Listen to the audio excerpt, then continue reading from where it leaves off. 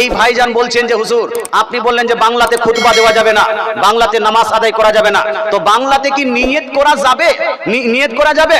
মুসলমান তো নিয়তের প্রসঙ্গে একটু আমি বিস্তারিত আলোচনা করি।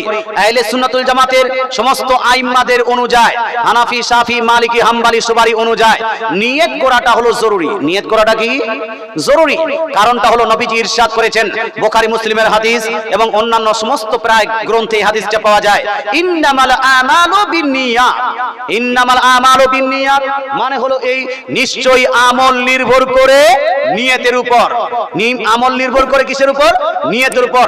আমলের সওয়াব হবে কি হবে না, নেকি পাবো কি পাবো না, সঠিক হবে না হবে না, এটা নির্ভর করে আপনার নিয়তের উপর। নিয়ত যদি ঠিক থাকে নেকি পাবেন, আর নিয়ত ঠিক না থাকলে নিয়ত আর নেকি পাবেন না। মুসলমান, আচ্ছা আপনাকে যে কিয়ামতের দিন সাজা দেওয়া হবে, আপনাকে যে জান্নাতে দেওয়া হবে কিসের কারণে? আপনার আমলের কারণে না নিয়তের কারণে? কোনটার কারণে? আমলের কারণে নয়, আমলের সঙ্গে সঙ্গে যে আপনি নিয়তটা করেছেন সেটা কারণে।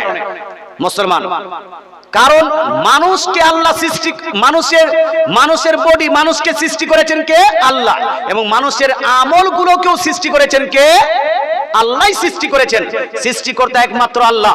মানুষকে অধিকার দেওয়া হয়েছে কিসের? নিয়ত করার এবং আপনার ইচ্ছা শক্তির, এটা অধিকার দেওয়া হয়েছে। এই যে ইচ্ছা শক্তির, এই জন্য একজন মানুষ বাইক নিয়ে যাচ্ছে, হঠাৎ করে একটা বাচ্চা দৌড়িয়ে আসলো বাইকের সামনে, বাইকটাকে অ্যাক্সিডেন্ট করে দিল, বাচ্চাটা পড়ে নাউজুবিল্লাহ মারা গেল। আরেকজন মানুষ একটা পিস্তল নিয়ে এসে বাচ্চাটাকে শুট করে দিল, বাচ্চাকে মারা ফেললো। বাচ্চা দুই জায়গায় মারা গেছে। কিন্তু বলুন তো, যেখানে অ্যাক্সিডেন্ট করে মারা গেছে এই বাচ্চাটা, অ্যাক্সিডেন্ট করার কারণে এই ব্যক্তির কি গুনাহ হবে? হ্যাঁ না বলুন, গুনাহ হবে না। আর দ্বিতীয় নাম্বার, যদি বাচ্চাটাকে যেটা শুট করে মারলো, এটা গুনাহ হবে না? হবে না। কেন? আমল তো দুই জায়গায় খুন হয়েছে, কিন্তু এক জায়গায় ইন্টেনশন ছিল, নিয়ত ছিল, আর এক জায়গায় নিয়ত ছিল না।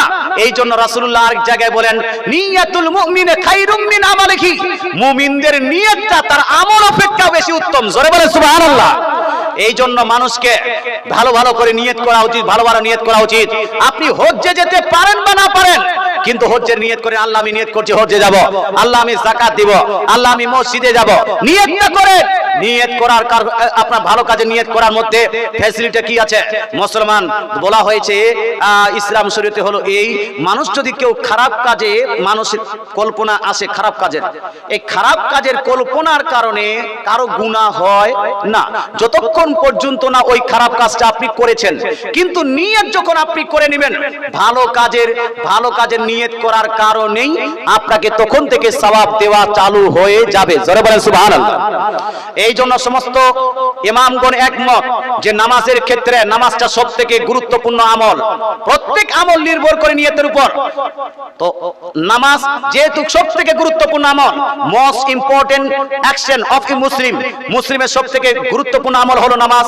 এই জন্য নামাজের জন্য নিয়ত করা লাগবেই লাগবে। তবে নিয়ত করব কখন? আল্লাহু আকবার বলার পরে না আল্লাহু আকবার বলার আগে? কখন? আগে করব না?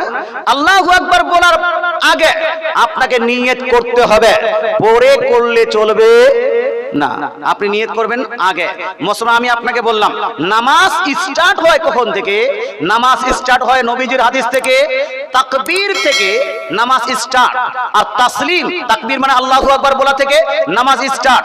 আর তাসলিম অর্থাৎ আসসালামু আলাইকুম ওয়া রাহমাতুল্লাহ, আসসালামু আলাইকুম ওয়া রাহমাতুল্লাহ, এই তাসলিম পর্যন্ত নামাজ। তাসলিমের পরে আর নামাজ নেই। আমি বললাম নামাজটার মধ্যে আপনি কোনো জিনিস আপনার নিজের ভাষায় ব্যবহার করতে পারবেন না, আরবিকে ব্যবহার করতে হবে। নামাজের আগে অথবা আর নামাজের পরে কোনো ব্যক্তি যদি অন্য ভাষা প্রয়োগ করতে চায়, করতে পারবে কি পারবে না? এই জন্য নামাজের পরে যখন আল্লাহ তাআলার কাছে আমরা দোয়া করি, রব্বানা আতিনা ফিদ দুনিয়া হাসানাতাও বলি, এবং মৌলভী সাহেব অনেক সময় বাংলাতেও দোয়া করে কি করে না? দোয়াটা চলবে। তদ্রূপ যেহেতু নামাজের আগে আপনাকে নিয়ত করতে হবে, এই জন্য নিয়তটা যদি কেউ বাংলা ভাষায় করে এতে কোনো সমস্যা নাই। আরবিকে নিয়ত করতে হবে, এটা কোনো জরুরি কথা নয়। পারলে যারা আরবিক বুঝে, আরবিকের আপনার ক্যাপাসিটি আছে, আরবিক সক্ষমতা আছে, সে আরবিকে নিয়ত করবে, নো প্রবলেম। তবে আপনার যদি আরবিকের ক্যাপাসিটি না থেকে বুঝতে না পারেন, তাহলে বাংলাতেই নিয়ত করবেন, চলে যাবে কি যাবে না? হানাফি মাযহাব অনুযায়ী, হানাফি মাযহাবের কোন কিতাবে এই কথা লেখা নাই যে মুখে উচ্চারণ করে নিয়ত করাটা জরুরি। এটা কোন জায়গায় আমরা উচ্চারণ করি না, কথা বলি না। নিয়ত মানে কি?